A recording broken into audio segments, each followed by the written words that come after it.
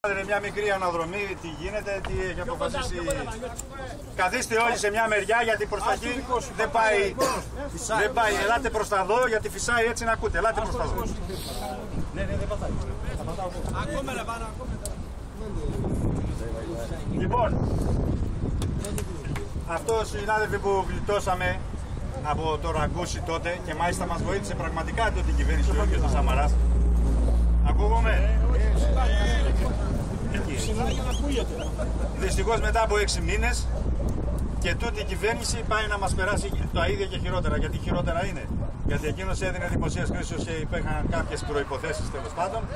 Τούτοι εδώ τα δίνουν πιο ταχύ και καταλαβαίνετε πόσο πολύ πιο εύκολα θα μπουν στο έργο μας. Δηλαδή δημιουργούν ένα άλλο ταξί μέσα στο θεσμοθετημένο κλάδο των ταξί. Αυτό αποδεικνύει, συνάδελφοι, τελικά ότι οι κυβερνήσεις είναι έρμεα του μεγάλου του κεφαλαίου, το ξέρετε έτσι αλλιώς.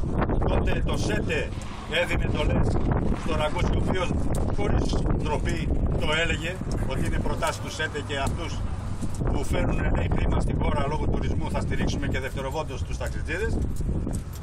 Το ίδιο κάνει και τούτη η κυβέρνηση. Προχθές συναντηθήκαμε με τον Υπουργό, μας κάλεσε την Πέμπτη το βράδυ που μας πέρασε ο Πρόεδρος για να πάμε να μιλήσουμε την Παρασκευή για ζητήματα του κλάδου, για ενημέρωση. Γιατί χθες είχαμε Διοικητικό Συμβούλιο. Και πήγαμε εκεί και η ενημέρωση ποια ήταν, συνάδελφοι? Ένα άρθρο το οποίο το έχουν 20 χρόνια όλοι οι υπουργοί του ΠΑΣΟΚ και της Νέας Δημοκρατίας, αρχής γενομένης από το Βερελί και παλιότερα, από τον άλλο τον μεγάλο υπουργό που είναι τώρα φυγόδικος. Όχι, αυτό είναι το Μαντέλι, πώς τον λένε. Μαντέλι στο ρεμάλι, ναι. Λοιπόν, και υπόδικος. Ο Σπυριόπουλος το 2005, Σπυριωτόπουλος, συγγνώμη, σαν υπουργός τουρισμού, το ίδιο άρθρο, ο Χατζηδάκης το 2008 και μετά ο Ραγκούσης, το ίδιο άρθρο. Μας το βγάζει λοιπόν μέσα από τις ντουλάπες με τους σκελετούς και μας το δίνει. Δηλαδή αυτό που είναι στόχος του μεγάλου κεφαλαίου και του ΣΕΤΕ, να πάρουν το έργο δηλαδή που μας έχει απομείνει, το γνωρίζουμε όλοι μας, έργο δεν υπάρχει. Τι είναι αυτό το έργο? Είναι ακόμα και τα σχολικά, θα έχει δικαίωμα, αν το διαβάστε, θα το πάρει γιατί θα του δίνουν προσφορές, έχουν δικαίωμα, είναι νόμιμοι, να κάνουν προμισθώσεις και συμβάσεις. Τα ξενοδοχεία θα μεταφέρουν τους πελάτες τους όπως θέλουν. Το χειρότερο απ' όλα, τα γραφεία ενοικιάσεως αυτοκινήτων, τα οποία είναι πολυεθνικές εταιρείες παγκόσμιες, θα μετατρέψουν αυτόματα όλα τα αυτοκίνητά τους σε ταξί, σε παροχή και μάλιστα χωρίς ταξίμετρο, το οποίο δεν θα τους ελέγχει κανένας. Τελείως ανταγωνιστική. Παράδειγμα, ο καθένας ξέρει τις αποστάσεις σας στις Βάγη. Εγώ λέω από την Πάτρα για να πας αεροδρόμιο γράφοντας το ταξίμετρο είναι 300 ευρώ. Και μην νομίζετε επειδή πάμε τώρα και ας τα ακούει όποιος θέλει, βάζοντας τη μονή, ξέρω εγώ τι κάνουμε για να πάρουμε λιγότερα να βγάλουμε μεροκάματο. Τότε επειδή αυτό το έργο θα το έχουν τα ενοικιαζόμενα και αυτές οι εταιρείες που σας είπα, κάθε 100 μέτρα θα υπάρχει ένας στους ΔΟΕ και θα σταματάει να έχει βάλει λειτουργία το ταξίμετρο. Άρα αυτός θα πηγαίνει με 150 ευρώ δίνοντας 20 ευρώ μεροκάματο σε ένα και θα έχει 120 ευρώ, 130 στο αμάξι του, που αν το νοικιάσει σήμερα θα πάρει μόνο 70 ευρώ για αυτή τη διαδρομή, θα διπλασιάσει και τα έσοδά του και θα μας καταστρέψει εμάς. Καταλαβαίνετε, ανταγωνισμός δηλαδή, δεν μπορούμε να ανταπεξέλθουμε σε τίποτα. Χάνουμε το έργο με μία και έξω. Όσοι πάνε μισθωμένα σε εργοστάσια θα τα πηγαίνουν αυτοί. Δεν θα τους ανταγωνιζόμαστε σε τίποτα. Και επιπλέον δεν είναι καν υποχρεωμένοι ούτε να είναι ασφαλισμένοι όπως είμαστε εμείς να πληρώνουμε 1000 ευρώ κάθε διμηνία. Όλα είναι φλού. Ο Υπουργός είπε ότι αυτό λέει πρέπει να γίνει. Θα γίνει οπωσδήποτε, δεν μπορούμε να το πάρουμε πίσω με τίποτα. Πέστε μας τι να βάλουμε μέσα, να βάλουμε κάποιες δικλείδες. Δηλαδή, του είπα και εγώ και άλλοι συνάδελφοι, μας παίρνετε το έργο και μας λέτε να θεσμοθετήσουμε εμείς πώς θα το μεταφέρουν οι άλλοι. Τι μας ενδιαφέρει εμάς μετά? Το θέμα είναι να μην μας πάρετε το έργο και δεν θα το πάρετε με τίποτα. Δεν υπάρχει περίπτωση. Αυτή είναι η απόφασή μας, η οποία διατρανώθηκε και χθες στο Διοικητικό Συμβούλιο, ομόφωνα, ότι εμείς πλέον υπήρχαν κάποιες φορές που έλεγαν να πάμε προτάσεις, να έχουμε δεύτερο πλάνο και είπαμε ότι αυτό δεν πρόκειται να γίνει και πράγματι την απόφαση που είχε πάρει το Περιφερειακό Συμβούλιο Δυτικής Ελλάδας και το Σωματείο της Πάτρας προχθές, την Κυριακή, ότι πάμε να πετάξουμε αυτό το άρθρο από τον νόμο να μην μπει και τίποτα άλλο δεν συζητάμε. Τα υπόλοιπα δεν συζητούνται. Αν αρχίσεις και συζητάς, είναι σαν να αποδέχεσαι το διαχωρισμό και τη ληστεία του κλάδου από αυτές τις εταιρείες που μία απόφαση της Ομοσπονδίας. Η απεργία συνεχίζεται μέχρι και την Πέμπτη. Κύριε Σκέτο, μια ερώτηση. Σήμερα να τελειώσω και μετά. Μόλις, όπως γίνεται εδώ, γίνεται και αλλού. Δυναμικές κινητοποιήσεις βέβαια, φτωχές σε μέγεθος λόγω κρίσης το γνωρίζουμε, τι να κάνουμε. Άλλωστε αυτοί που αγωνιζόμαστε τώρα αγωνιζόμασταν και παλιότερα, οι ίδιοι άνθρωποι είμαστε. Λιγοστεύουμε δυστυχώς, αλλά τι να κάνουμε. Το έργο πρέπει να το φέρουμε σε πέρας. Αύριο λοιπόν με λεωφορεία, εμείς έχουμε ήδη κανονίσει, έχουμε κλείσει. Θα πάμε στην Αθήνα, θα συγκεντρωθούμε όλοι οι μικρομεσαίοι στη πλατεία Κοραή για να απαιτήσουμε να μην μπει και να μην ψηφιστεί τέλος πάντων και ο νόμος που είναι ο γενικός αλλά και ο ειδικός για μας. Μέσα σε αυτά τα πλαίσια, συνάδελφοι, όπως καταλαβαίνετε, όπως μπορέσουμε να πείσουμε ο ένας τον άλλον για να μπορέσουμε να καταφέρουμε αυτό το πράγμα. Ένα έχει συμβεί μέχρι στιγμής χωρίς να λέει απολύτως τίποτα, αλλά μπορεί να λέει και πολλά.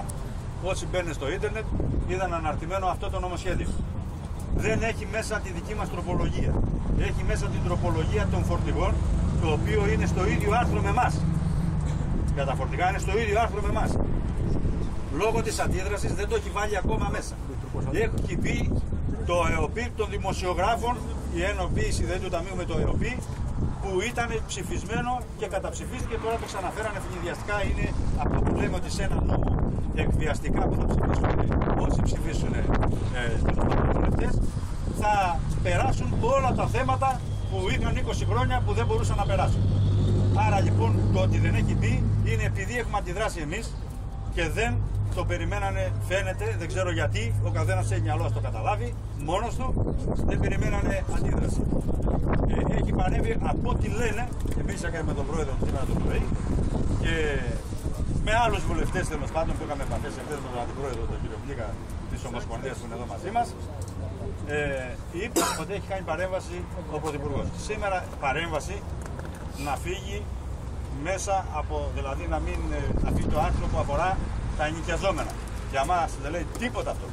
Είναι αρκετό βέβαια σε θέμα έργου, αλλά δεν λέει τίποτα. Όταν το κάθε ξενοδοχείο, τη τουριστική επιχείρηση και το κάθε γραφείο τέλος πάντων τουρισμού, γενικού τουρισμού, το παίρνει ο καθένας μέσα σε μισή ώρα την άδεια, μπορεί να τα δρομολογήσει, για μας δεν λέει τίποτα. Εμείς απαιτούμε αυτό το πράγμα και το ζητάμε και αυτό πρέπει να παλέψουμε μέχρι τέλος. Λοιπόν, πριν μισή ώρα το Sky Κύριε Σκέτο, πριν μισή ώρα έλεγε το Sky ότι έχει μπει στο νομοσχέδιο. Το άρθρο το δικό μας. αυτό είπα, λέει πολλά και δεν λέει και τίποτα, γιατί και τώρα να μην μπει, δηλαδή μέχρι να ψηφιστεί μέχρι την τελευταία στιγμή, μπαίνει μέχρι την τελευταία στιγμή που αρχίζει η ψηφοφορία. Ήθελες να ρωτήσεις να δεις. Θα κάνω μια ερώτηση που θα ήθελα να την κάνουμε όλοι, πιστεύω. 3 μέρες πριν το έμαθε ο κλάδος μας τι είναι να μας περάσουν εδώ. 3 μέρες πριν, πρώτη φορά γίνεται αυτό. Έτσι δεν είναι. Από εκεί και πέρα κάνετε τα συμπεράσματά σας. Έτσι, μπράβο, να το Ο γνωρίζουμε κλάδος όλοι. το έμαθε, ο κλάδος το έμαθε την Παρασκευή 12 η ώρα. Μυρίζει παρόλο Λοιπόν, αυτό να ξέρετε. δεν έγινε τίποτα από όλα αυτά που λέτε, κλαδικά και τέτοια, και ούτε πρόκειται να γίνει. Να το ξέρετε. Τώρα, πράγματι, ήταν και ερώτημα στον Υπουργό, από μένα και από άλλους που ήταν μέσα εκεί, ότι γιατί το φέρες τώρα, αφού αυτό το νόμο το φτιάνετε τέλος πάντων 4-5, όπως λέτε. Γιατί το φέρετε τώρα, εκβιασμό και εκβιασμό. Τελείωσε, λέει, σας εκβιάζω, λέει, σας αυτό. Μας έβαλε στη δουλειά και μας την έχει σφίξει μέχρι να μας κλείσει. Αυτή ήταν η απάντηση. Ο Υπουργός ήταν βέβαια μοδιασμένος γιατί δεν έχουν τα κάτσα που είχαν παλιά. Του ζήτησα να ξέρετε, και το είχα ζητήσει στο Διοικητικό Συμβούλιο, εδώ είναι ο Νούντας να το επιβεβαιώσει, το προηγούμενο. Έτσι, επειδή τελείωνε ο νόμος που έλεγε μέχρι τέλος Σεπτεμβρίου όσα από τα ειδικά οχήματα δεν δρομολογηθούν σε αντικατάσταση ταξί θα μπουν από τις περιφέρειες για να εκδοθούν νέες άδειες. Αυτό λέει ο 4070. Και έβαλα και ζήτησα να πάρουμε ένα χρόνο αναβολή εφαρμογής αυτού του μέτρου για να μπορέσουμε σιγά σιγά να περάσει και η κρίση, πας και δρομολογήσουμε αυτά. Και τότε πράγματι ο πρόεδρος είπε ότι δεν το βάζω, μην τους ανοίξουμε τα μάτια. Πας γυρεύοντας μου λέει, ποια μάτια να ανοίξουμε. Να τα μάτια. Όχι τι τα είχαν ανοιχτά, είχαν φτιάξει και τον νόμο και τον είχαν στη τσίπη. Αυτή είναι η διαφορά μας και πρέπει να την ομολογήσω και να την πω. Από εκεί και πέρα καταλαβαίνετε ήταν πανέξυπνος και πιο μάγκας από το Ραγκούσι από ό,τι φάνηκε. Γιατί ο Ραγκούσι άνοιξε ένα πόλεμο στην περίοδο εκεί και πλήρωσε και κερδίσαμε εμείς με ό,τι χάσαμε από μεροκάματα και αγώνα και κλπ. Αλλά κερδίσαμε τελικά ό,τι κερδίσαμε, απόλυτα δεν κερδίσαμε. Αλλά τούτος είναι ο Μάκας και Παπώνερος, τον φέρνει και μας ευνηδιάζει και εμάς και όλους τους βουλευτές. Λοιπόν, έχουν πει οι βουλευτές.